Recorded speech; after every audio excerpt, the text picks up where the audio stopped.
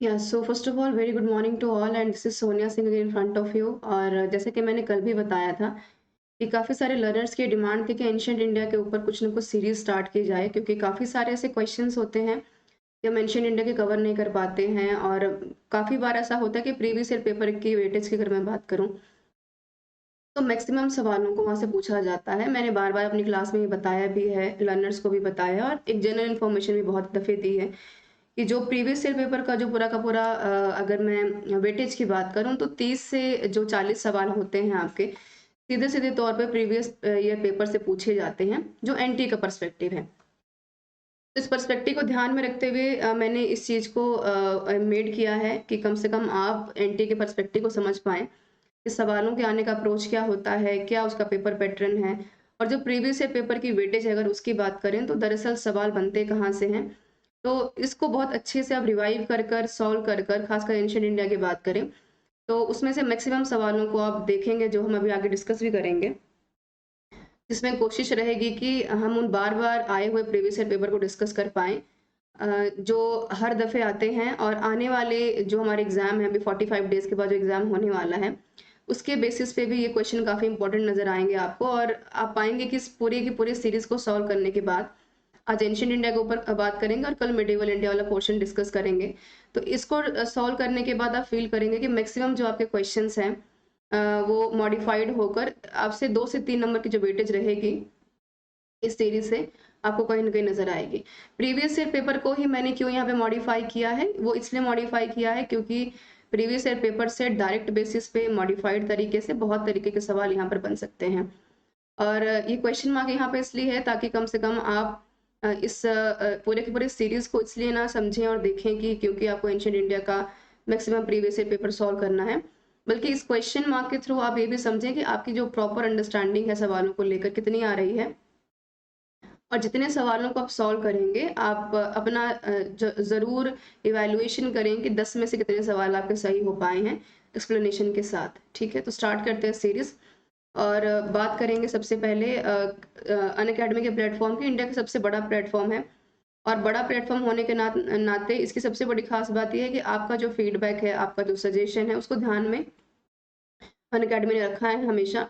और इसको ध्यान में रखते हुए आपकी जो भी कंटेंट फॉर्मेशन है, क्योंकि इंडिया के सबसे बेस्ट प्लेटफ़ॉर्म पे लोग काम भी कर रहे हैं, एजुकेटर्स हमारे साथ मिलकर काम कर रहे हैं, तो ये काफ़ी हेल्पफुल आपके लिए हो सकता है। तो सब्सक्राइब करना बिल्कुल ना भूलें इसको। परफेक्शन वाली बात मैंने हमेशा की है कि आपका कंटेंट, आपका फीडबैक, सजेशन काफ़ी मैटर करता है। उसके अलावा हर वेडनेसडे को यहाँ पे नया बैच लॉन्च होता है, तो आप देख भी सकते हैं यहाँ पे अनअकैडमी के लर्निंग ऐप पे जाके कि कौन-कौन से बैचेस टाइम टू टाइम यहाँ पे आते रहते हैं। सोनिया सिंह नाम है मेरा, जैसे कि मैंने पहले भी बताया, I am your history educator and SRS10 ये मेरा कोड रहेगा, यानी सब्सक्रिप्शन कोड रहेगा। इस कोड के साथ मैं ये आपको इंश्योर करना चाहूँगी कि जितना भी प्रिपरेशन आपका पिछले 6 महीने से या 6 हफ्ते में रहा है, इस कोड को लेने के बाद आप काफ़ी हद तक अपने JRF को और ऑल इंडिया रैंकिंग को सिक्योर पाएँगे। और इसमें कोई शक नहीं है कि जिस तरह का कंटेंट डिलीवरी या फिर यहाँ पे नॉलेज शेयरिंग की जाती है, काफ़ी मुश्किल होगा आपके लिए किसी भी अनदर प्लेटफ़ॉर्म पर जाकर गेन करना। कोशिश करें मेरे लेक्चर को मैक्सिमम टाइम शेयर करने की, सब्सक्राइब करने की और लाइक करने की, ताकि जिनको नीड है, जिनकी अप्रोच एग्ज़ाम को सच में क्वालीफाई करने की है, वहाँ तक कम से कम मेरा लेक्चर पहुँच पाए। पेपर 1 के बारे में हम सभी जानते हैं, जनरल टू ऑल होता है, करंट अफेयर्स और आपका जो मेंटल एबिलिटी उसके ऊपर बेस होता है। हिस्ट्री जो मैं खुद यहाँ पढ़ाती हूँ, 11 AM में रोज़ मेरी क्लास यहाँ पे होती है और 4 PM में मैं डिस्कस करती हूँ यहाँ पे आपके प्रीवियस ईयर पेपर्स को। 2020 का पेपर मैं डिस्कस कर रही हूँ, 2017 का paper I already discussed in my special class, तो आप वहाँ पे रिकॉर्डेड सेशंस देख सकते हैं। इसके अलावा बाकी भी सब्जेक्ट्स आपके पास अवेलेबल हैं, तो आप एनरोल करना इसको बिल्कुल ना भूलें। नाउ आइकॉनिक की बात करें तो आइकॉनिक में पर्सनल मेंटर आपको दिया जाता है, यानी पर्सनली अगर कोई प्रॉब्लम आपको आती है समझने में, सवालों को टेस्ट सीरीज सॉल्व करने में या अपने JRF को क्वालिफाई करने से लेके इंटरव्यूज क्वालिफाई करने तक में अगर कोई प्रॉब्लम आती है, तो आइकॉनिक में मेंटर हमेशा आपके साथ रहता है। मेरा SRS10 का कोड आइकॉनिक प्लस दोनों पे अवेलेबल है, तो आप दोनों को देख सकते हैं। लाइव क्लासेस अवेलेबल है, प्लस में जैसे हम अभी बात कर रहे हैं, तो वहाँ पे भी आप कोर्स को ज्वाइन कर सकते हैं।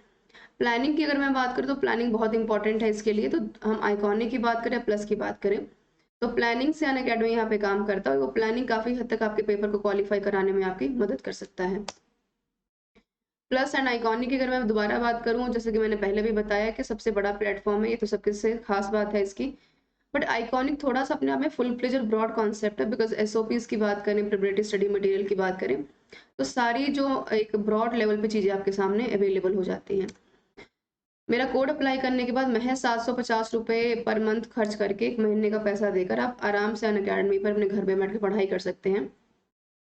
और 750 की अमाउंट बिल्कुल ज़्यादा नहीं होती। मेरे ख़्याल से इतने का शायद आपका मोबाइल का डेटा और ट्रैवलिंग में चला जाता होगा। तो जहाँ पे पैसे क्वालिटी के पर्पज़ से खर्चे करने हैं, मुझे लगता है कि ये कोड 10% के डिस्काउंट के हिसाब से आपको काफ़ी चीज़ें आपके हाथ में दे रहा है। हम ऑल इंडिया रैंकिंग की बात करें, जेआरएफ की बात करें, तो काफ़ी हद तक मेरा कोड आपको इंश्योर करता है। क्योंकि जो लोग जुड़े हुए हैं मेरे साथ, वो जानते हैं कि मेरा वे ऑफ टीच क्या है और मेरा कंटेंट डिलीवरी क्या है। तो एक बार आप देखें और समझें कि पूरा ब्रॉड कॉन्सेप्ट क्या है और एसआरएसएन का कोड किस तरीके से आपके ब्रॉड कॉन्सेप्ट को और प्रोडक्टिव लर्निंग की तरफ लेके जाएगा। आइकॉनिक की मैंने बात की, पर्सनल मेंटर यहाँ पे होते हैं, यानी मैं आपका जेआरएफ का पेपर क्वालिफाई कराने से लेकर आपके सिनॉप्सिस और डेस्टिनेशन तक की बात करूँ तो यहाँ पे मैं आपके साथ रहूंगी। 1688 का जो पर मंथ का पैसा खर्चा करने के बाद आप 10% डिस्काउंट लेने के बाद इस आइकॉनिक कोर्स को खरीद सकते हैं। प्रेफरेंस करें आइकॉनिक कोर्स को खरीदने का, ताकि इस कोर्स को खरीदने के बाद आप इजीली कम से कम एक ब्रॉड लेवल पर तैयारी स्टार्ट कर पाएँ, क्योंकि पॉजिटिव एटीट्यूड बड़ा मैटर करता है आपके किसी भी एग्जाम को क्वालिफाई करने के लिए। लाइव टेस्ट सीरीज और प्रैक्टिस शेड्यूल क्लासेस, ये तो प्लस की खास बात है। आइकॉनिक में ब्रॉड चीज़ें साथ चलती हैं। मैंने पहले भी बताया आपको कि यहाँ पे मोटिवेशनल सेशंस भी दिए जाते हैं आपको, क्योंकि आप अगर एग्जाम में बैठने के पर्सपेक्टिव से तैयारी कर रहे हैं तो मोटिवेशन और आपके डाउट्स को सॉल्व करना बड़ा इंपॉर्टेंट हो जाता है। ये हमारा लास्ट वेडनेसडे को कोर्स लॉन्च हुआ है, तो अगर आपके पास ऐसा कोई कोर्स अगर आप लेना चाहते हैं तो easily you can take the course. Otherwise you can suggest to someone कि यहाँ पे जो जो कोर्सेज अवेलेबल हैं वहाँ से इजीली लिए जा सकते हैं। हिस्ट्री जो मैं खुद पढ़ा रही हूँ, जो मैंने पहले भी बताया, तो यहाँ से भी आप कोर्स को असाइन करते हैं while applying my code SRS10। ठीक है, 10 ना। मेगा ऑफर्स की बात करें तो लाइंस फिर से खोल दी गई हैं आपके लिए। 31 जो ऑफ अगस्त रहेगा वो आपकी लास्ट डेट रहेगी। जो लर्नर्स थे उनकी डिमांड को ध्यान में रखते हुए और उनके सजेशंस को ध्यान में रखते हुए अनअकैडमी ने दोबारा आपके लिए लाइंस खोली हैं। ये आखिरी मौका होगा आप लोगों के लिए, पर कोशिश कीजिए कि इस लिमिटेड टाइम में आप बेनिफिट उठा पाएँ, बिकॉज 40 दिन, महज 45 दिन आपके एग्जाम में और बचे हैं। तो आप वेट ना करें लास्ट डेट्स का, और 2 महीने का कोर्स 6 महीने में और 2 महीने का कोर्स 12 महीने में भी आपको फ्री मिल रहा है। तो आइकॉनिक का पैक लेने के बाद आप काफ़ी हद तक उसका फ़ायदा उठा पाएंगे, और आने वाले जो 6 महीने हैं वो काफ़ी आपके लिए हेल्पफुल भी रहेंगे। बट 45 डेज़ का अगर टारगेट करें तो ये कोर्स और ये सब्सक्रिप्शन पैक काफ़ी कुछ आपको दिला सकता है।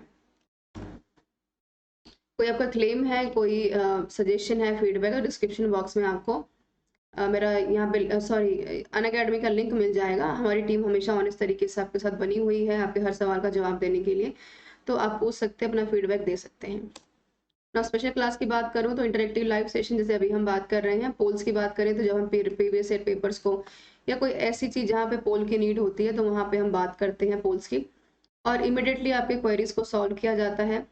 नोटिफिकेशन मिस ना हो इसलिए सोनिया सिंह के नाम से लर्निंग ऐप पर जाकर आप मुझे सर्च कर सकते हैं और फॉलो का बटन वहाँ पे दबा सकते हैं, जो आपके नोटिफिकेशन को टाइम टू टाइम देता रहेगा। 2020 का पेपर मैं ऑलरेडी डिस्कस कर रही हूँ यहाँ पे।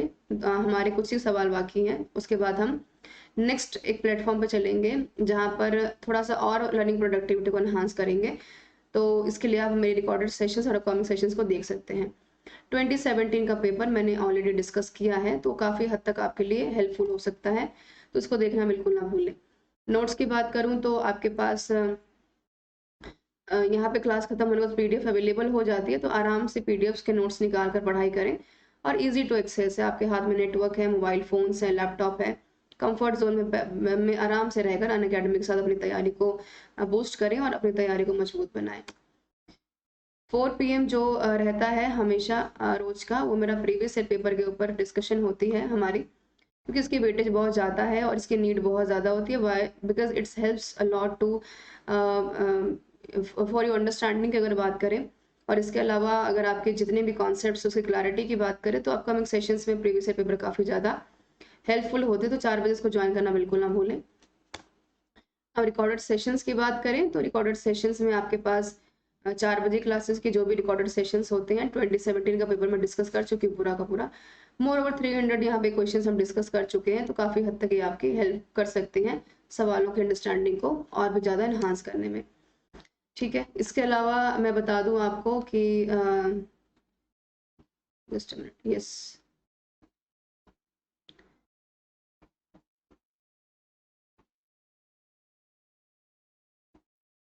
Sonia Singh UGC net _Unacademy. ठीक है, ये मेरा टेलीग्राम का चैनल है, इसको आप ज्वाइन कर सकते हैं।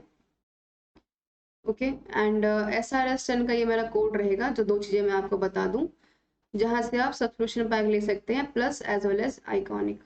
ठीक है, ये काफ़ी आपके लिए फायदेमंद साबित हो सकता है। ठीक है, तो प्रीवियस ईयर पेपर को स्टार्ट करेंगे। 2 चीज़ें मैं आपको यहाँ पे बता दूं, just because of some medical emergencies मैंने यहाँ पे रिकॉर्डेड सेशन डाला है, तो लाइव नहीं बात करेंगे। लाइव रहकर हम आपके हर एक कमेंट का जवाब दे पाते हैं, तो लाइव सेशन नहीं है ये, यहाँ पे मैं रिकॉर्डेड सेशन डाल रही हूँ।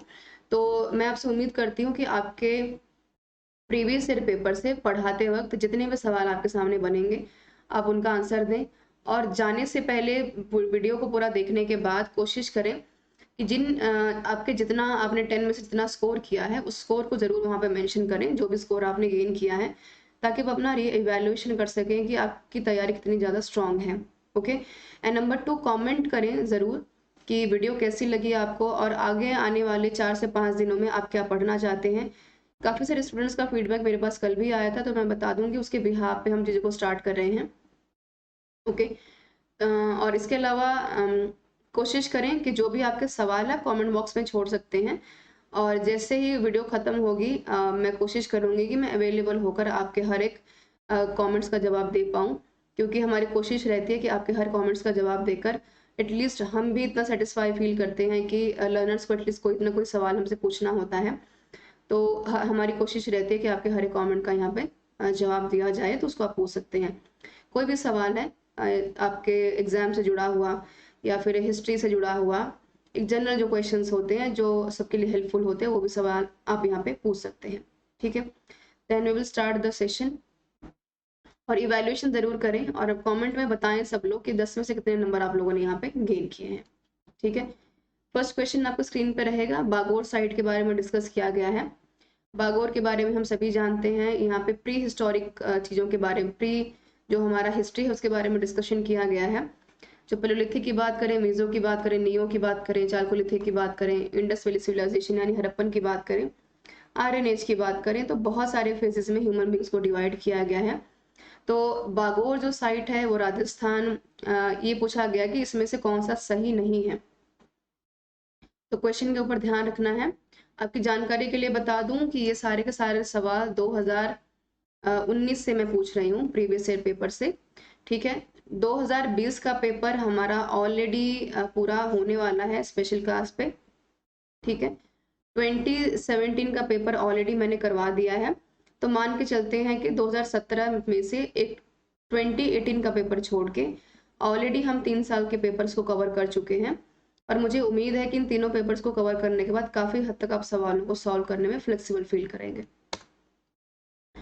फाइन, तो ये इसमें आपको बताना है कि इसमें से कौन सा नहीं आंसर है। ठीक है, कमेंट में आप अपना आंसर दे सकते हैं कि बागोर साइट में इसमें से इंपॉर्टेंट कौन सा नहीं है, यानी बागोर साइट की खासियत क्या नहीं है इसके बारे में बता सकते हैं। ठीक है, तो बागोर साइट के संबंध में निम्नलिखित में से कौन सा सही नहीं है ये बताना है।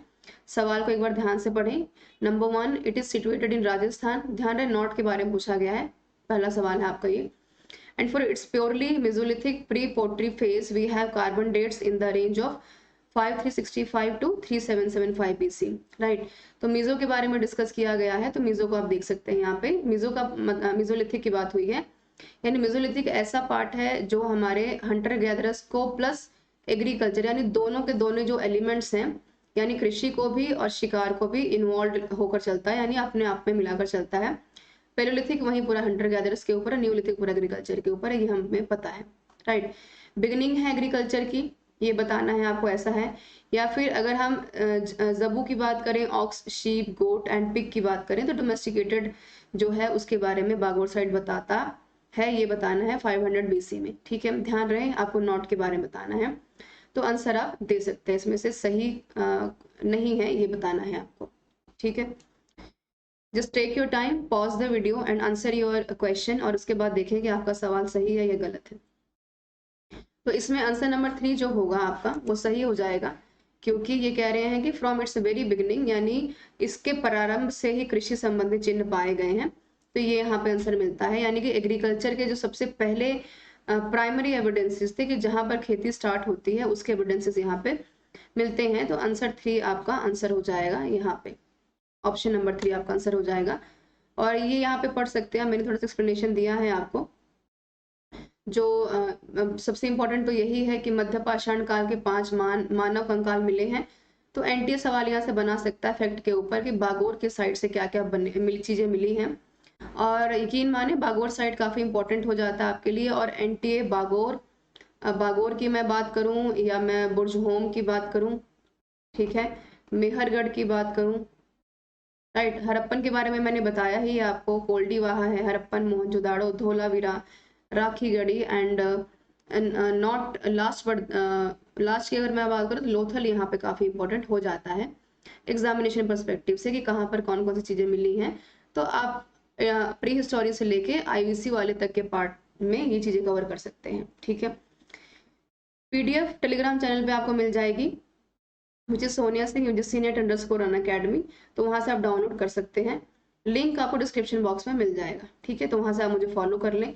और यहाँ पे आप देखें बनारस में बनास सभ्यता के इस उल्लेखनीय स्थल से पाषाण युग की सार्वत्रिक सामग्री प्राप्त हुई है।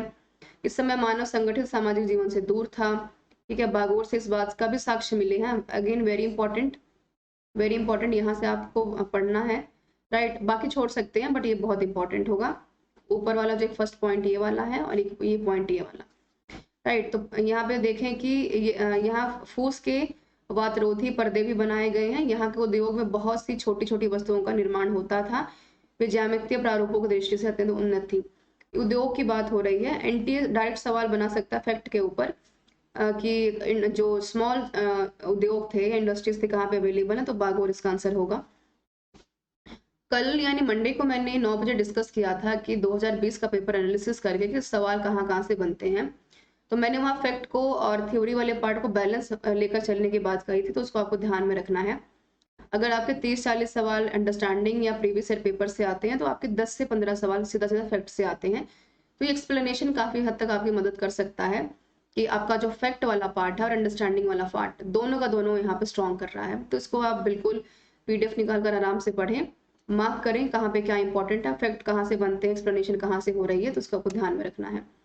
यहाँ पे बागोर को मैं दिखाने के लिए यहाँ पे मैप मैंने यहाँ पे लगाया है आपके लिए, तो आप देख सकते हैं। इसके अलावा अगर मैं इम्पोर्टेंट साइट्स की बात करूँ तो यहाँ पर आपका आहार, एरन एंड कायथा एंड नावदातोली, और मेहरगढ़ मैंने बताया भी अभी, तो उसको आप देख सकते हैं। तो काफी इंपॉर्टेंट साइट्स यहाँ पे आपको नजर आएंगी। और इसके अलावा कोल्डीवाहा जो है वो काफी इंपॉर्टेंट है, चिरांद काफी इंपॉर्टेंट हो जाएगा, मस्की काफी इंपॉर्टेंट हो जाएगा, नेवासा, इनाम गांव, दायमाबाद, जोरवे, जहां से 2020 से भी सवाल जोरवे से इस बार बना है, तो आप देख सकते हैं इनाम गांव से बना है, जोरवे से बना है। तो ये काफी इंपॉर्टेंट साइट्स है, वहां से आप देख सकते हैं, ठीक है। फाइन, नेक्स्ट देखते हैं। क्वेश्चन नंबर 2 आपके स्क्रीन के ऊपर है। तो ये कह रहे हैं कि रेडियो कार्बन डेटिंग है, यानी C18 की जो हम बात कर रहे हैं, ये कहाँ पे अप्लाई होती है? अभिलेखों पे अप्लाई होती है, एपिग्राफी पे अप्लाई होती है, आर्कियोलॉजी पे अप्लाई होती है, नहीं जो चीजें खुदाइयों में मिलते हैं, जो पोट्री हो गई, स्केलेटन्स हो गए। तो C18 जो कार्बन डेटिंग होती है, उससे हम ये पता लगा पाते हैं कि कौन सी चीज कितनी पुरानी है। फाइन, अगर कोई स्केलेटन, अगर हमें कोई हड्डियों का ढांचा आज से 200 साल पहले मिला है, तो C18 जो पद्धति होती है, विधि होती है, उसके द्वारा हम पता लगा सकते हैं कि जितनी भी कि जो स्केलेटन है या हड्डियों का ढांचा कितना ज्यादा पुराना है और उसके क्या एविडेंसेस है, वो मेल का है, फीमेल का है, इन्वायरमेंट कितना इम्पैक्ट किया है, कहाँ से लोग वास्ता रखते हैं, तो काफी हेल्पफुल होता है रेडियो कार्बन डेटिंग। मैन्यूस्क्रिप्ट की अगर बात करें, पांडुलिपियों की बात करें, यानी वो सारे स्क्रिप्ट जो हम हाथों से लिखते हैं, और आर्काइवल मटेरियल्स की बात करें तो जो पुरालेख सामग्री होती है उसको बोलते हैं। तो कहाँ पे अप्लाई होती है इसको आपको बताना है। ऑप्शन नंबर 1, 2, 3, 4 आपके सामने है, वीडियो पॉज करके एक बार आंसर जरूर दें। तो आंसर इसका 2 हो जाएगा।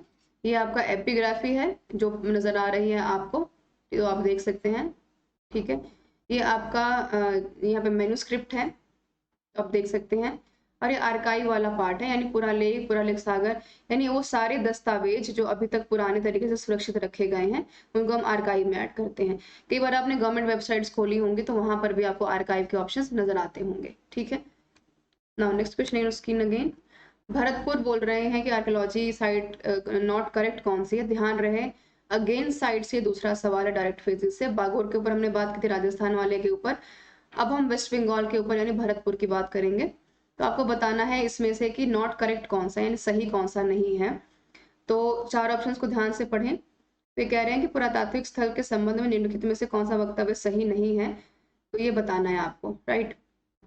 पश्चिम बंगाल में स्थित नहीं है भरतपुर, यह राजस्थान स्थित है जहां से प्रवासी पक्षियों की हड्डियों का अवशेष मिले हैं, यहाँ पे है। कालावधि 1 में मछली पकड़ने, शिकार करने और कृषि के साक्ष्य मिले हैं। कालावधि 2 में लोहे और उत्तरी काले चमकदार यानी ब्लैक रेड जो हमारे ये थे पेंटेड ग्रेवेयर थे, उसके बारे में कह रहे हैं कि साक्ष्य मिले थे। तो ये बताना है कि इसमें से कौन सा नहीं है, राइट, नहीं बताना है। अच्छा, यहाँ पे एक चीज खास बता दूं, 2020 के जो सवाल आए हैं ना, उसमें नहीं वाला कोई सवाल नहीं आया, बस ये पूछा है कि हाँ इसमें से कौन सा नहीं है। बट 19 का पेपर थोड़ा सा डिफरेंट नजर आया, कंपेरेटिवली टफ नजर आया 2020 वाले पेपर से, ठीक है। तो इसको ध्यान से स्टडी करें आप एक बार। तो आंसर नंबर 2 इसका सही हो जाएगा। देख लेते हैं, ये कह रहे हैं कि राजस्थान में स्थित है जहां से प्रवासी पक्षियों की हड्डियों के अवशेष मिले हैं। तो याद रहे राजस्थान, ये वाला आंसर आपका 2 सही हो जाएगा, दिस वन।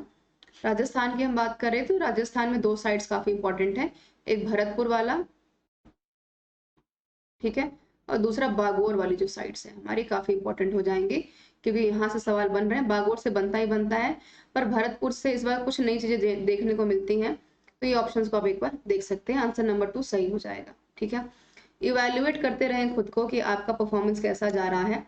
सिर्फ सवालों को स्क्रीन पर देखे नहीं, पढ़े नहीं, आंसर ना सुने, कोशिश करें गेस करें कि सवाल का आंसर क्या हो सकता है। रियल टाइम पे यहाँ पे आप गलतियां कर सकते हैं, बट अल्टीमेटली जब यहाँ पे सॉरी आप एक्सपेरिमेंट्स के टाइम पे गलतियां कर सकते हैं, पर जब रियल टाइम एक्सपेरिमेंट्स की बारी आएगी एग्जाम में बैठने की, तब गलतियां आपको भारी पड़ सकती हैं। आपका 1 नंबर आपको एग्जाम से बाहर कर सकता है। वैसे भी पिछले 2 सालों से एनटीए की बात करें तो कट ऑफ जो है 50% 51% से ऊपर वैसे भी जा नहीं रहा है, तो कम नंबर आपको गेन करने हैं, हार्डवर्क से ज्यादा स्मार्ट वर्क करना है, ठीक है। मैंने पहले भी स्टैटिस्टिक्स वीडियो में डिस्कस किया है, तो आप देख सकते हैं, राइट। तो लिस्ट है यहाँ पे, क्वेश्चन नंबर 3 की मैं बात करूंगी। और आप देखिए काव्यदर्श है, अष्टाध्यायी, महाभाष्य या तंत्रलोक, यानी अष्टाध्यायी और महाभाष्य देखे तो एनटीए का हमेशा से फेवरेट रहा है। और यहाँ से सवाल ना बने डायरेक्ट इनडायरेक्ट तरीके से तो ऐसा पॉसिबल हो ही नहीं पाता, ठीक है। तो अगर आप ये 2 मैच कर लेते, जो मैंने हिंट भी कर दिया है, तो वीडियो को पॉज करके देखिए कि इसका सही आंसर क्या हो सकता है, तो बाकी का जवाब आप इजिली दे पाएंगे, ठीक है। यानी आंसर नंबर 2 जो है आपका सही हो जाएगा। देख लेते हैं, ये 2 की बात कर रहे हैं यहाँ पे, यानी ए का 4 कह रहे हैं कि दंडिन हो जाएगा या दंडी हो जाएगा, बी का 3 हो जाएगा, जो हम सभी जानते हैं पतंजलि जो है अष्टाध्यायी के, ठीक है, व्याकरण के ऊपर लिखी हुई किताब है, ये काफी फेमस किताब है। एंड अगर हम यहाँ पे सी के 2 की बात करें, पाणिनि की बात करें, जो तक्षशिला से पढ़े थे, तक्षशिला से हमारे अर्थशास्त्र के जो गुरु हैं चाणक्य और पाणिनि, दोनों वहीं से we can say pass out है, तक्षशिला से, जो हमारा नॉर्थ ईस्ट फ्रंटियर पे है। गंधार और कंबोज उसके पास बसा हुआ था महाजनपद वाले पीरियड में। डी की बात करूं तो यहाँ पे डी का 1 हो जाएगा, यानी अभिनव गुप्त जो होंगे इसके राइटर हैं। तो ये काफी इंपॉर्टेंट है, ये कुछ नया सा लग रहा है, बाकी तो हमने काफी दफे सुने भी हुए हैं, तो इसको आप ध्यान में रख सकते हैं कि कहीं इस बार फैक्ट से डायरेक्ट सवाल ना बन जाए आपका, ठीक है। आंसर नंबर 2 सही हो जाएगा। एक्सप्लेनेशन आप देख सकते हैं, पाणिनि के बारे में सब लोग जानते हैं, दंडी काफी इंपॉर्टेंट राइटर रहे हैं, ऑथर रहे हैं। काव्यदर्श की बात करें, दश कुमार चरित्र काफी फेमस है उनका, तो ये सवाल यहाँ से बन सकते हैं, तो किताबों का नाम याद रखें। अभिनव गुप्त की बात करें तो दार्शनिक है, रहस्यमय है, साहित्य शास्त्र हैं, और कश्मीर के शैव और तंत्र के पंडित हैं, ठीक है। संगीतज्ञ हैं, कवि है, नाटक है, तो ये इंपॉर्टेंट फैक्ट आपके सामने है, इसको आप देख सकते हैं। पतंजलि की बात करें तो phonology including accent, grammar, morphology, etymology, यानी व्याकरण, निरुक्त, यानी तीनों के ऊपर चर्चा की है, टिप्पणियां की हैं, तो काफी ज्यादा महान अपने आप में ये माने जाते हैं, ठीक है जी। तो it is very important fact. सवालों के ऊपर एंटी खूब क्वेश्चंस बना रहा है बुक्स के ऊपर एंटी इस बार खूब, तो उसको आप ध्यान में रख सकते हैं। नेक्स्ट क्वेश्चन स्क्रीन पे होगा आपके।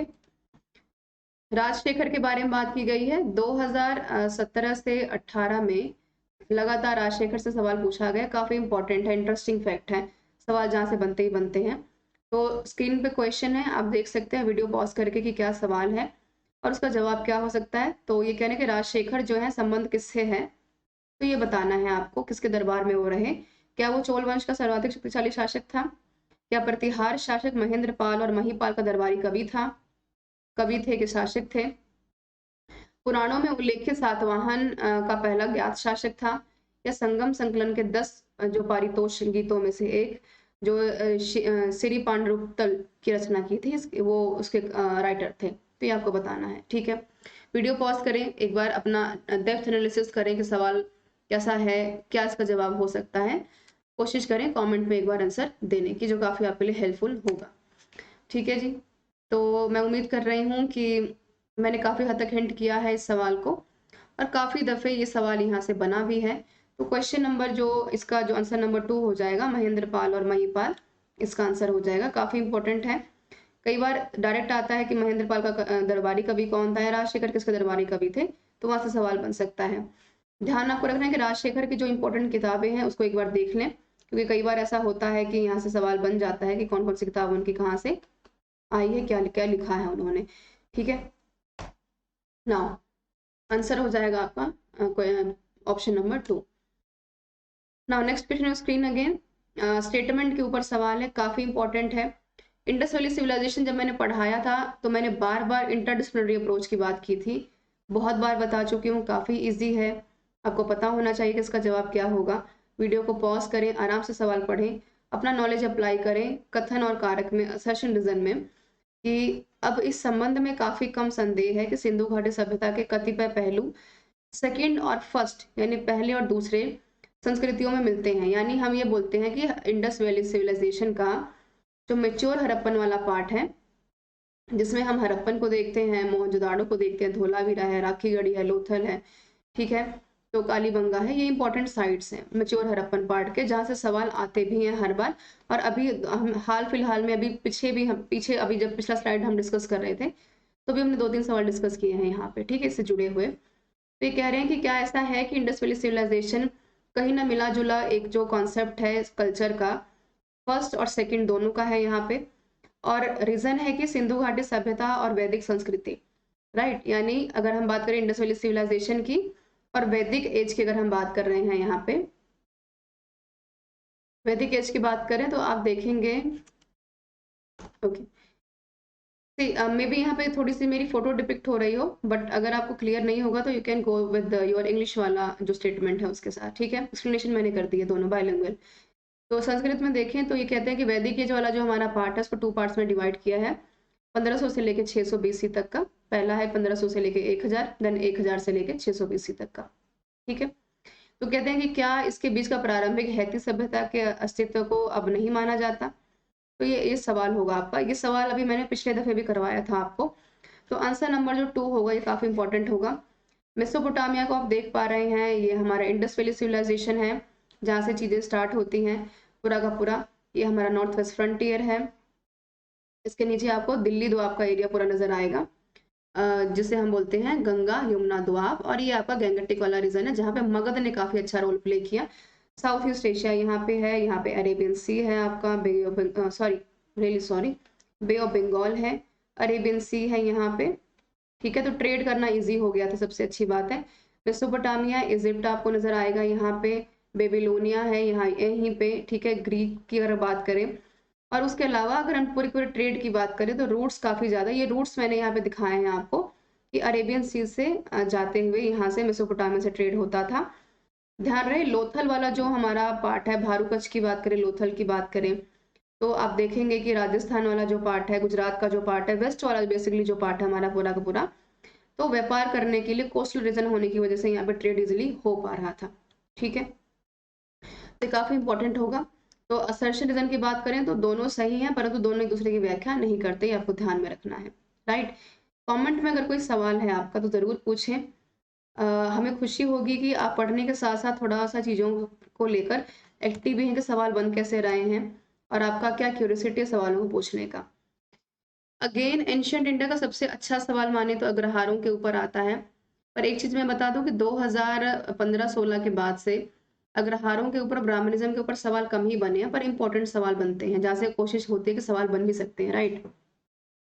तो क्वेश्चन स्क्रीन पे है, आपके देख सकते हैं कि अग्रहारों के संबंध में निम्नलिखित में से कौन सा वक्तव्य सही है, तो ये बताना है आपको।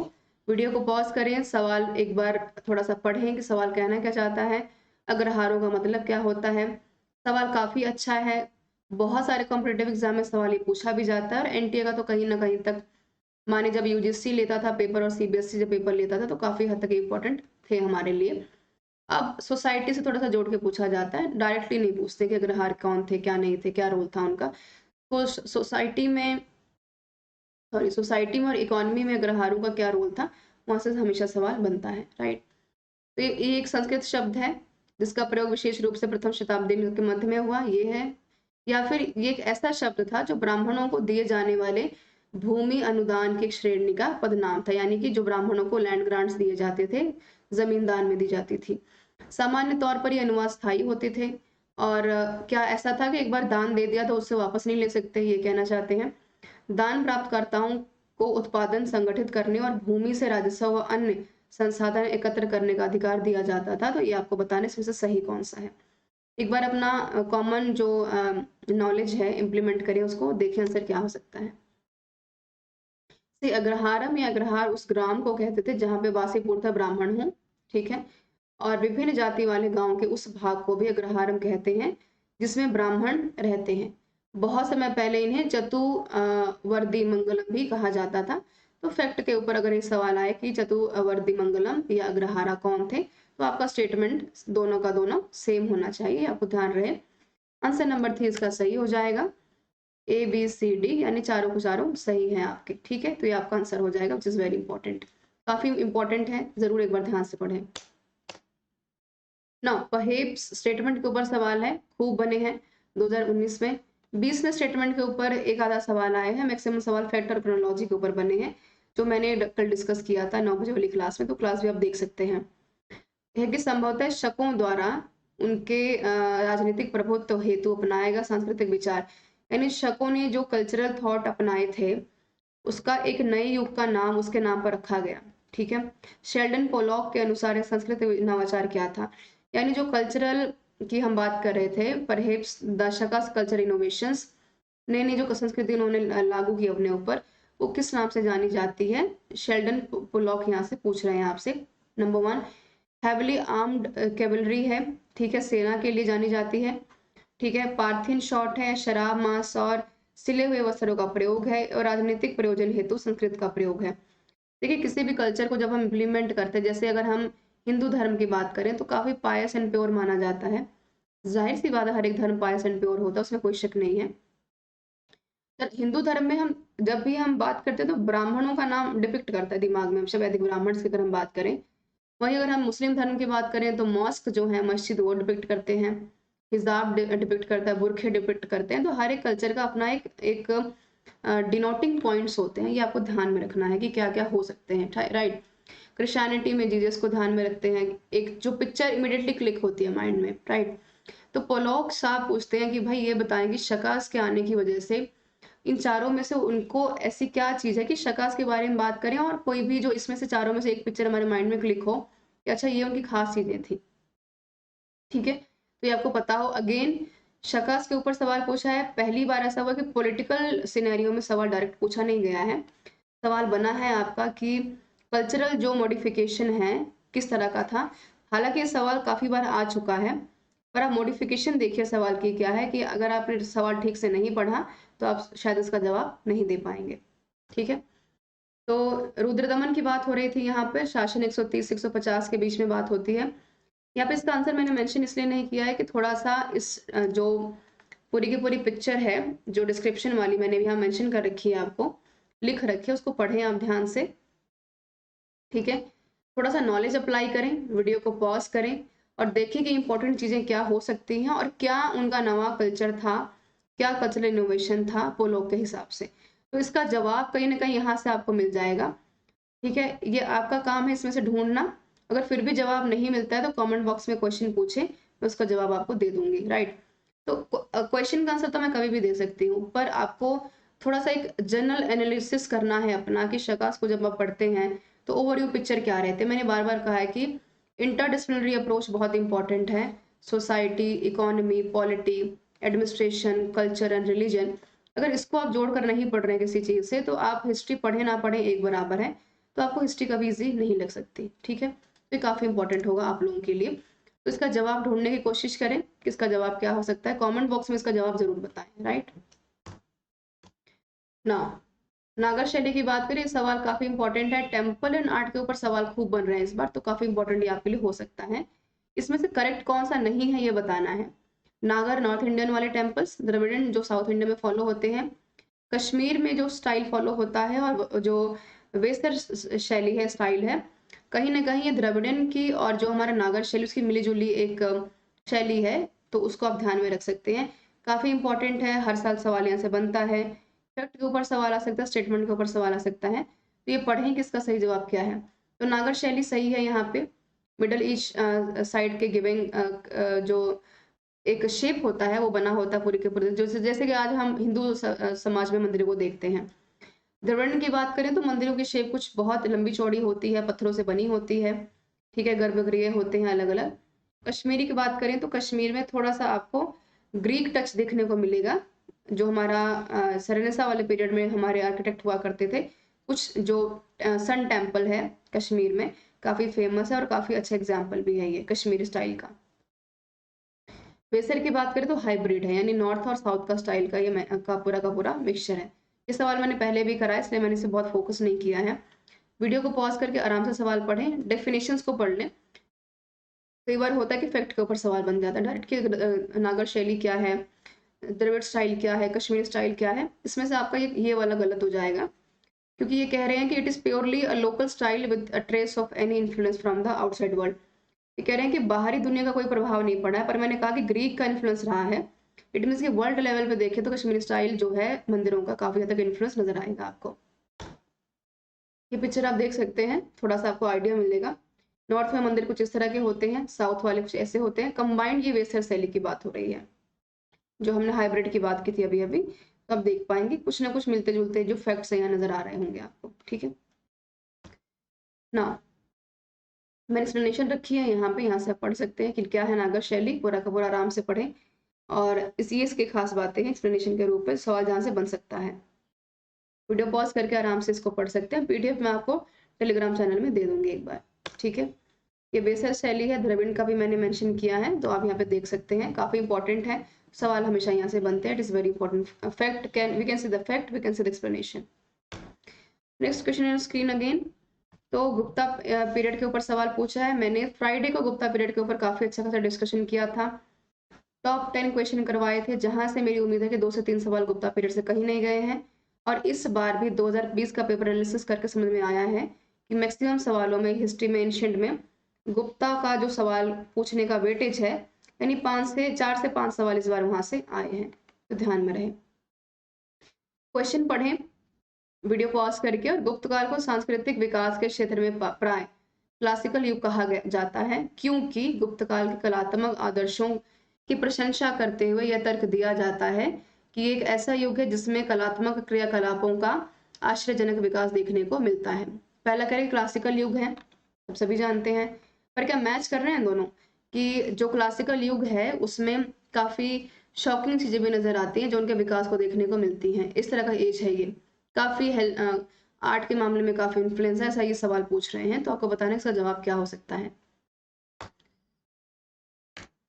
आंसर नंबर 2 की बात करें, ए आर दोनों सही हैं, पर यहाँ पे इसकी सही व्याख्या नहीं कर रहे हैं, तो सवाल को आप समझें। थोड़ा एक्सप्लेनेशन की बात करूं तो गुप्ता पीरियड में अगर आप थोड़ा सा देखें, हम चंद्रगुप्त 1 की बात करें, देन समुद्रगुप्त की बात करें, चंद्रगुप्त 2 की बात करें, तो यहाँ पे कुमार गुप्त की बात करें और सकंद गुप्त की बात करें, जहां से सवाल बनते हैं। ठीक है,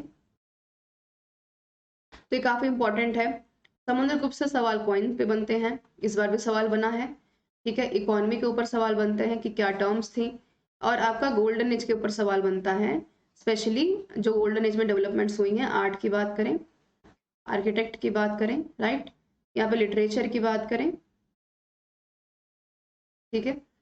और उसके अलावा लिटरेचर के टाइम में हम एस्ट्रोनॉमी की बात करें, जो हम पढ़ते हैं बार बार, तो काफ़ी इंपॉर्टेंट होगा। लिटरेचर में जो बुक्स लिखी गई हैं वो काफ़ी इंपॉर्टेंट है। फ्राइडे वाली क्लास में मैंने डिस्कस की हैं चीज़ें, तो सॉरी मंडे वाली क्लास में मॉर्निंग में 11 बजे यानी कल डिस्कस की थी। तो उस पीडीएफ को मैंने टेलीग्राम चैनल में शेयर भी कर दिया है, लेकिन अब ध्यान से पढ़ें, ये काफ़ी हद तक इम्पोर्टेंट आपके लिए हो सकता है। तो उसको ध्यान से एक बार पढ़ें, क्योंकि वहाँ से मैंने मैक्सिमम चीज़ों को कवर किया है। कालिदास के बारे में सवाल पूछा जाता है, ठीक है, क्या क्या डेवलपमेंट्स हुई हैं, क्या स्टेटमेंट्स रहे हैं, राजाओं का क्या योगदान रहा है, कुमारगुप्त के बारे में पूछा जाता है, एरन अभिलेख क्या है, प्राग प्रशस्ति क्या है। तो गुप्ता पीरियड से ये काफ़ी अच्छे अच्छे सवाल बन सकते हैं, क्योंकि काफ़ी ज़्यादा ब्रॉड लेवल का कॉन्सेप्ट है। और वैदिक ब्राह्मण का इन्फ्लुएंस रिलीजन वाले मामले में काफ़ी हद तक देखने को मिलता है। सोसाइटी थोड़ी सी रिजिड थी। पॉलिटी की बात करें तो डिसेंट्रलाइजेशन था, विकेंद्रीकरण था वहां पर, हम सभी जानते हैं। एडमिनिस्ट्रेशन बटा हुआ था। इकोनॉमी की बात करें तो जो लैंड ग्रांट्स हैं एग्रीकल्चर के ऊपर बेस्ड था। ब्राह्मण्स का पूरा वर्चस्व देखने को मिलता है। कल्चर की बात करें तो कल्चर काफी ज्यादा डाइवर्सफुल था। उसी कल्चर में कालिदास भी नजर आते हैं, जिन्होंने बड़े अच्छे तरीके से डिपिक्ट की हैं चीजें। और अगर हम रिलीजन की बात करें तो मैंने पहले भी कहा कि लक्ष्मी, माता लक्ष्मी की जो फोटो है वो मैक्सिमम पॉइंट्स में नजर आती है। कार्तिकेय की बात करें तो उनको भी काफी लोगों ने अपना गुरु माना है, भगवान माना है, तो उसके बारे में एविडेंसेस मिलते हैं हमें, ठीक है। कुमार देवी की बात करें तो बहुत सारी चीजें हैं जहाँ से सवाल बन सकते हैं। तो डिस्कशन आप 11 बजे वाली जो मेरी क्लास हुई थी मंडे वाली, प्लेलिस्ट में जाकर सोनिया सिंह के नाम से सर्च करेंगे तो आपको वहां से मिल जाएगी, उसको देखें एक बार। 3 से 4 सवाल जो इस बार साल भी बने हैं, उम्मीद है कि 2021 में भी सवाल बन सकते हैं। बनेंगे ही, नहीं बन सकते वाली बात तो कोई है ही नहीं, बनेंगे ही, तो उसको ध्यान से पढ़ें एक बार, ठीक है जी। नाउ यहाँ पे 2 चीजें मैं बता दूं कि मेरा टेलीग्राम चैनल है, इसको आप जरूर फॉलो करें, विच इज वेरी इंपॉर्टेंट। और काफी कम दिन बचे हैं, 31 लास्ट डेट है इसकी, क्योंकि यूट्यूब का प्लेटफॉर्म काफी वास्ट है, हम सब कुछ आपको नहीं पढ़ा सकते यहाँ पे, इसलिए प्लस की क्लासेस को लें आप, स्पेशल क्लास में आए और थोड़ा सा खुद को एक कंफर्ट जोन देकर पढ़ाई करें, ये काफी अच्छा आपके लिए होगा। While applying the code SRS10, ठीक है। इसका जो आपको पीडीएफ है इस टेलीग्राम चैनल में मिल जाएगा, तो उसको ज्वाइन कर लीजिए, ठीक है। आज मैं क्लास खत्म होने के बाद, जब रिकॉर्डेड सेशन मेरा खत्म हो जाएगा, तो उसके बाद मैं यहाँ पर जो पीडीएफ है वो डाल दूंगी। कमेंट में सवाल जरूर पूछें, सवाल समझकर कोई डाउट लग रहा है कि आंसर सही गलत कैसे हो सकता है तो पूछे, मैं उसका जवाब जरूर दूंगी। पर आपका सवाल पूछना बड़ा इंपॉर्टेंट है, राइट। उसके अलावा कोई फीडबैक है तो आप कमेंट बॉक्स में डाल सकते हैं। और आप आने वाले 5 दिनों में क्या पढ़ना चाहते हैं, ये सारे सवालों के जवाब आप कमेंट बॉक्स में डाल सकते हैं कि मैम नेक्स्ट सीरीज ये लेके आई, हम ये पढ़ना चाहते हैं, ठीक है। तो हम आपके लिए पढ़ा रहे हैं, आपके लिए काम कर रहे हैं, हमारी कोशिश है बेस्ट देने की। तो बेस्ट अगर आपके हिसाब से दिया जाएगा तो लर्निंग प्रोडक्टिविटी भी बढ़ेगी और आपकी अपनी भी एनहांसमेंट होगी, ठीक है जी। तो this is all about my lecture. Recorded रहा आज का लेक्चर, वीडियो पॉज करके सवालों के जवाब दें। एंड मैं यहाँ उम्मीद कर रही हूँ कि जो रोज वाले लर्नर्स जुड़ते हैं या नए भी जो जुड़े हैं, 10 में से कितने सवाल आप सॉल्व कर पाए हैं वो बताना है। अगर 10 में से 5 सवालों की एवरेज आपकी रही है सॉल्व करने की, तो बताएं कि किन किन लोगों ने 10 में से 5 सवाल कम से कम सॉल्व किए हैं। 10 में से मैक्सिमम सवाल कौन लोग सॉल्व कर पाए हैं, एक बार मार्क्स लिखकर अपना नाम डालें कमेंट बॉक्स में, ताकि मैं देख पाऊँ कि आपकी इंप्रूवमेंट कितनी हो पा रही है, ठीक है। Thank you so much for being with me and don't forget to like share and subscribe our channel. और काफ़ी इंपॉर्टेंट चीज़ें आपके लिए यहाँ पे होंगी, और टेलीग्राम चैनल ज्वाइन करें पीडीएफ के लिए और फर्दर नोटिफिकेशन के लिए भी, ठीक है। Thank you so much, don't forget to like share and subscribe and try to be share my lecture more and more, ताकि जो हमारे नीडी स्टूडेंट्स हैं उनके साथ ये लेक्चर्स पहुँच सके। उनको बताएं कि क्लास हर रोज 11 बजे होती है यहाँ पे, क्योंकि देखिए फ्री ऑफ कॉस्ट क्लासेस हैं, कुछ आपको देना नहीं है उसके लिए।